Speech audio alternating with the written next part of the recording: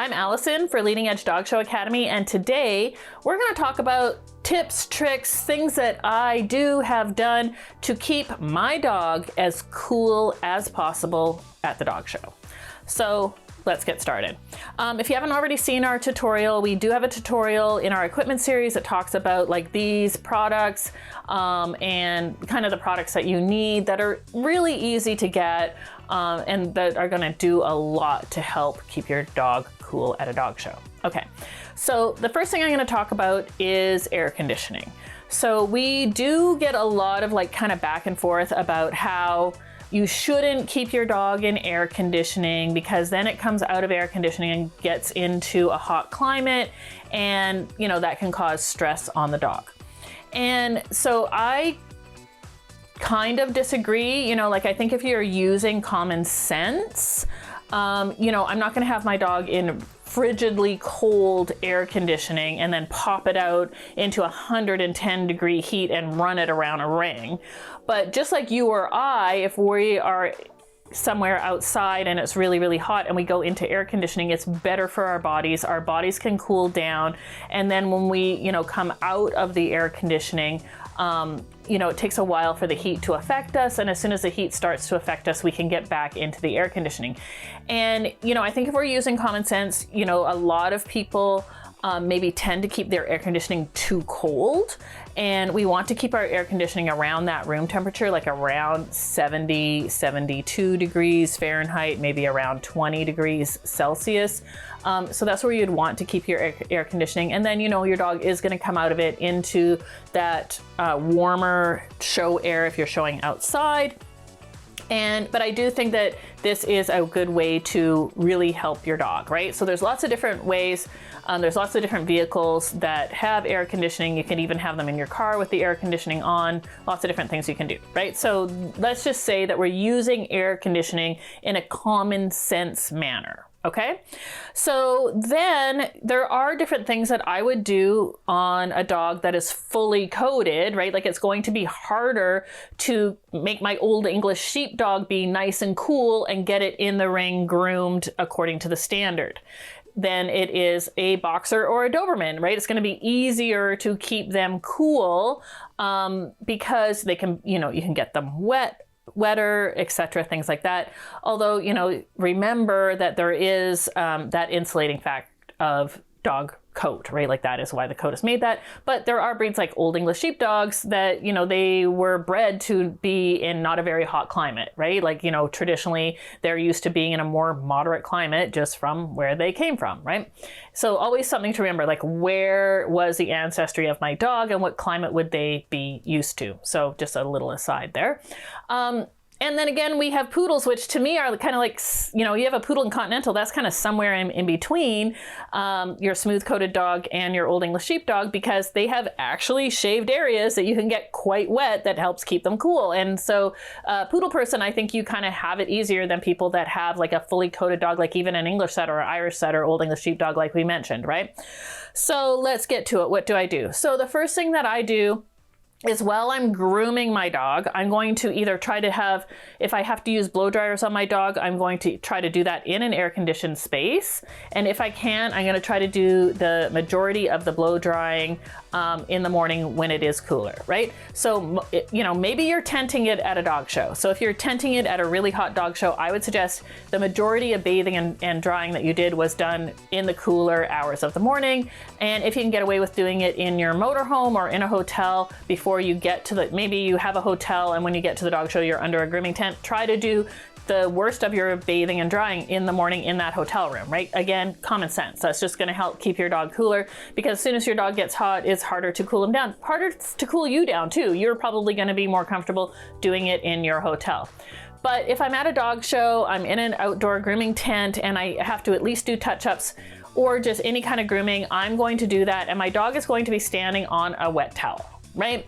So just like we have our dogs standing on a wet towel to keep the bottoms of their feet nice and moist so they don't slip around the ring. That's where our dogs cool themselves down. So I might have a cooler, hopefully have a really large cooler that's full of ice water, and I can keep those towels that my dog is standing in there. I can wring them out. I can get, as the towel gets warm, I can put them back in that ice and get them cool again. And my dog is standing on that towel. I usually have it quite wrung out so that if they do sit down or something, then, you know, they're not getting sopping wet. I'm also gonna have a fan, whether it's a little portable fan that's USB powered or battery powered or whatever it might be, or a larger fan because, you know, I have electricity either from the show or from my generator that's blowing on my dog just to keep them cool, right? Having a portable fan, either one that, you know, is battery powered, USB powered, whatever, that I can take to ringside is also very useful. I also take my wet towel to ringside, and again, we'll have my dog standing on that wet towel at ringside. Might even throw a few ice cubes on there if I have the chance, right? Getting ice in the morning is like a really big thing for dog show people in a hot environment. In the morning, you want to make sure that you have some ice to help keep your dogs cool. I'll even put some ice cubes in their water buckets, in their crate, because I feel like, you know, that the cooling effect, the evaporative effect of the ice even evaporating in that bucket is going to help keep that crate cool. And then especially if you have your fan on it, even if you're not in air conditioning, it kind of creates kind of that little air conditioning in their crate as well. Obviously, I'm undercover, I have fans, all those good things. I'm also gonna have a portable cooler. Remember, depending on your muscle power or whether it's you getting your 3 dogs to ringside with all your cooling stuff by yourself, or you have, you know, an army of 5 people to help you, that might determine how big or small your ringside cooler is.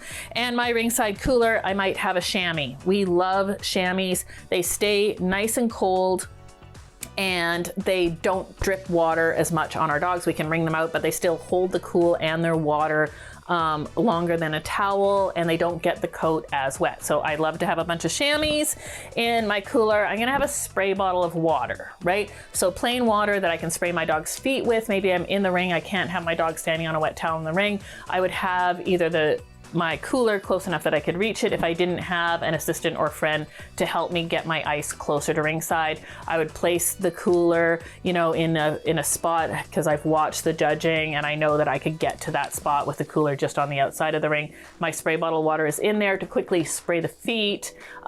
You know, a smooth coated dog, spray it all over. A poodle, any of the shaved areas. Old English sheepdog, maybe, you know, the belly, feet, etc. Again, I'm probably going to have a second spray bottle that has my dog's drinking water in it. It also might have a little bit of Pedialyte in it, right? Like some kind of electrolytes, just to make sure I'm giving my dog that boost. And that is just going to help keep, you know, the dogs are sweating out a lot, so they're sweating out a lot of their salts. So having the electrolytes, a little bit of Pedialyte in the water can also be really helpful for them. And I would like to keep that nice and cool in my cooler as well. I might have some Nutrical or some honey, right? So that's not necessarily going to keep my dog cool, but it's maybe going to give them a little bit of energy that might be zapped out of them because of the heat, right? So that's also really helpful. Ice packs, right? So either ice packs, again, those heavily coated dogs, you know, a dog that doesn't have shaved areas or isn't smooth coated, getting that ice pack like on the belly of the dog can be really useful. You can even have them stand on it with a towel over it, or if they don't want to stand on it with their feet, just all by themselves. So these are just some of the things that I do all day at the dog show, right? I have a lot of stuff at ringside to keep my dog as cool as possible. Then when I am done showing my dog, either, you know, maybe after the breed and I'm waiting for the group, this is another time to try to get my dog as cool as possible, right? So I'm gonna let them potty like in a shaded area wherever possible. Maybe I have an X-Pen set up under a tent so they can lay on the grass. If I have a chance to, you know, wet them down like a smooth coated dog, you know, you don't want to wet down a coated dog and then have to use a hot dryer on it, right? So that's kind of the balance you have to do there. If you can put them in air conditioning, I'm gonna take the chance and put them in, not the chance, but the opportunity to get them in air conditioning you know, between showing. So not necessarily between Winter's Dog and the breed, unless you're at a huge specialty, but between the breed and the group, or the group or best in show, if you're lucky enough to be there. A couple other things, puppies, right? Be very, puppies are harder, right? They don't know how to really regulate their nervous system as well about the excitement at dog shows. And also they don't really know how to regulate to keep themselves cooler, right? They haven't really learned that. It's kind of like kids. Kids are gonna play till exhaustion, and your puppy could be the same way. So really keep an eye on those puppies.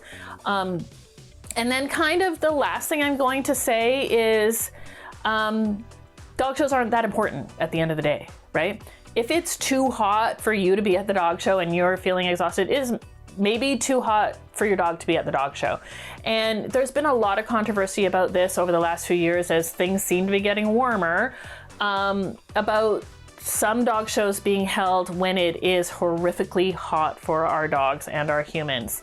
And if you think it is horrifically hot, if the weather report is like, hey, we're gonna have a heat dome or whatever it might be, you know what, like, stay home. Like that's what I'm gonna say. I'm gonna say that it's really, at the end of the day, it is a dog show, and it is maybe more important for you to be smarter than some of these kennel clubs. And, you know, I really feel for kennel clubs. I think they're in a hard position where, they are responsible for refunding all that money. They've already paid for the grounds, they've already paid for the judges, they've already paid. So to cancel a dog show is sometimes really, really difficult. And monetarily they can't do it, but you can, right? You can forfeit those entry fees and just not go to the dog show and really take care of your dogs. And maybe you went to the dog show and then your dog just wasn't handling the heat. Maybe it's not horrifically hot out, but for whatever reason, maybe you have a bitch in season that's a little bit stressy. Maybe there are bitches in season and your stud dog's a little bit stressy.